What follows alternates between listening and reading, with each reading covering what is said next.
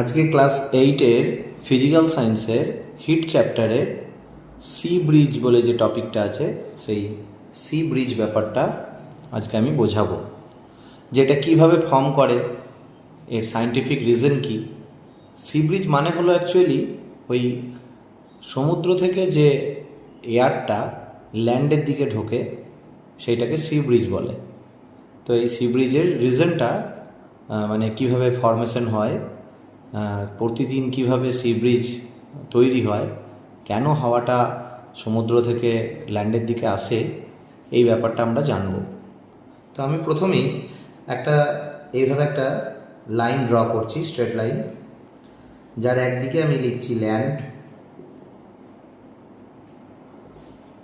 এই ল্যান্ডটা বোঝানোর জন্য আমি একটা গাছ আর বাড়ি এঁকে দিলাম, আর একদিকে লিখছি সি, সি এর জল এঁকে দিলাম আমি। এখন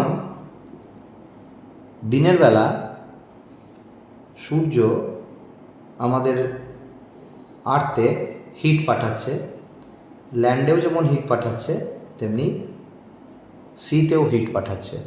তো এখানে আমি হিট লিখে দিলাম। তো হিট দুদিকেই পাঠাচ্ছে। তো এবার ল্যান্ডে যে মাটি আছে সেই মাটির স্পেসিফিক হিট অনেকটাই লো ওয়াটারের থেকে, যে কারণে মাটি খুব তাড়াতাড়ি হিট অ্যাবসর্ব করে টেম্পারেচারটাকে নিজের হাই করে ফেলে, মানে কুইকলি টেম্পারেচার রাইজ করে ল্যান্ডের। তো ল্যান্ডের টেম্পারেচার কুইকলি রাইজ করছে, সমুদ্রের জলের টেম্পারেচার কিন্তু হাই স্পেসিফিক হিটের জন্য কুইকলি রাইজ করছে না, যে কারণে আমরা সমুদ্রের জলটাকে তুলনামূলক ওর থেকে ঠান্ডা বলে ভাবতে পারি। ঠিক আছে, এবার এই যে ল্যান্ডের ওপর যে এয়ারটা আছে, মানে যে অ্যাটমসফিয়ারের যে এয়ার আছে, সেই এয়ারটা কিন্তু ল্যান্ডের কাছাকাছি থাকার জন্য দুপুরের দিকে বেশ গরম হয়ে যায়, এর টেম্পারেচারও খুব হাই হয়ে যায় এই অ্যাটমসফিয়ারে। যার জন্য কি হয় না, এই এয়ারটা গরম হয়ে যাওয়ার কারণে লাইট ওয়েট হয়ে যায়, এর ডেনসিটি অনেক কমে যায়। তো লাইট মানে হালকা হয়ে যাওয়ার কারণে এই এয়ারগুলো আস্তে আস্তে উপরের দিকে এভাবে উঠে যেতে থাকে এয়ারগুলো। তো এই জায়গাতে স্বাভাবিকভাবেই একটা লো প্রেসারের তৈরি হয়, লো প্রেসার মতো তৈরি হয়ে যায় অ্যাটমসফিয়ারে, একটা ভ্যাকুয়ামের মতো তৈরি হয়, অলমোস্ট ভ্যাকুয়ামের মতো। তো এই ভ্যাকেন্ট স্পেসটাকে বিকালের দিকে জেনারেলি এটা ফর্ম করে, তো মানে দুপুরের পর আর কি। তো তার ফলে কি হয়, এই ভ্যাকেন্ট যে জায়গাটা, এরকম একটা ভ্যাকেন্ট জায়গা, এটা একটা বিরাট জায়গা ভ্যাকেন্ট হয়ে যায়। এই ভ্যাকেন্ট জায়গাটাকে ফিল আপ করার জন্য সমুদ্রের ওপরে যে ঠান্ডা, কম্পারেটিভলি ঠান্ডা যে এয়ারটা থাকে সেটা হেভি হয়, ঠান্ডা এয়ার মানে হেভি হয়। সেই হেভি ঠান্ডা এয়ারটা আস্তে আস্তে বিকালের দিকে এই দিকে চলে আসতে থাকে। এইভাবে আমি অ্যারো দিয়ে দেখাচ্ছি যে এয়ারগুলো এইভাবে এই ভ্যাকেন্ট জায়গাটাকে ফিল আপ করার জন্য চলে আসতে থাকে। তো এটা মোটামুটি বিকালের দিক করে শুরু হয় 5টা সাড়ে 5টা থেকে, আর 2-3 ঘন্টা চলে এই হাওয়াটা। তো তখন সমুদ্র থেকে হাওয়া আসছে বলে আমরা বলি যে সি ব্রিজ ঢুকছে। ঠিক আছে, তো এখানে যেটা মেন জিনিস যেটা বলতে হবে আমাদেরকে, সেটা হচ্ছে যে এখানে কিন্তু খুব একটাই মেন পয়েন্ট, সেটা হচ্ছে স্পেসিফিক হিট। এই স্পেসিফিক হিট টার্মটা কিন্তু বলতেই হবে। ঠিক আছে, ওটা না বললে কিন্তু জিনিসটা ভুল হয়ে যাবে।